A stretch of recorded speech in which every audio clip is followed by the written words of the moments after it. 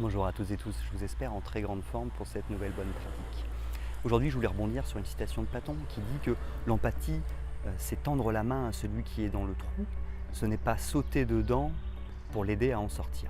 Moi, je trouve cette citation vraiment parfaite parce qu'effectivement, on parle beaucoup d'empathie aujourd'hui au travail et finalement, l'empathie, ce n'est pas prendre le problème de l'autre. L'empathie, c'est comprendre le problème de l'autre et l'aider à s'en sortir. Le problème, et c'est là où on voit toute la difficulté de l'empathie, parce que souvent on dit oui, mais on n'est pas dans le monde de oui, l'empathie avec les employés, ça va bien 5 minutes. Moi, je trouve que l'empathie, c'est beaucoup plus difficile. C'est-à-dire qu'à un moment donné, quand on fait des managements empathiques, et même des managements participatifs aussi, des managements bienveillants, c'est beaucoup plus difficile que des managements finalement qui fuient les problèmes des autres, que des managements qui ignorent les problèmes des autres ou des managements qui ne veulent pas impliquer les employés.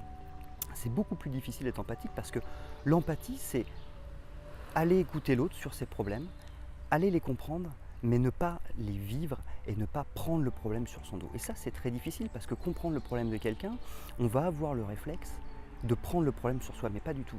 Il faut savoir rester en recul, en retrait, pour justement être en mesure de l'accompagner au mieux avec toute notre prise de recul. C'est exactement ce que veut dire Platon. Et ça, je crois que c'est essentiel. On a un employé qui a une difficulté dans son travail ou qui peut avoir des difficultés dans sa vie de famille et donc des répercussions au travail.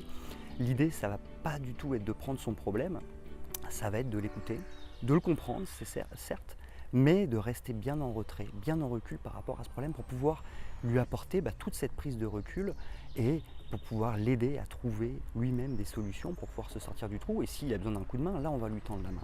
Par contre, bien faire attention dans le management empathique, effectivement, à ne pas prendre le problème sur soi. Ce n'est pas notre problème. Le problème de l'autre est son problème. Et nous, l'idée, ça va être de l'aider, de l'accompagner pour qu'il arrive à trouver des solutions. Voilà, j'espère que cette petite mise en garde d'aujourd'hui vous a été utile et je vous donne rendez-vous dès demain pour une nouvelle bonne pratique.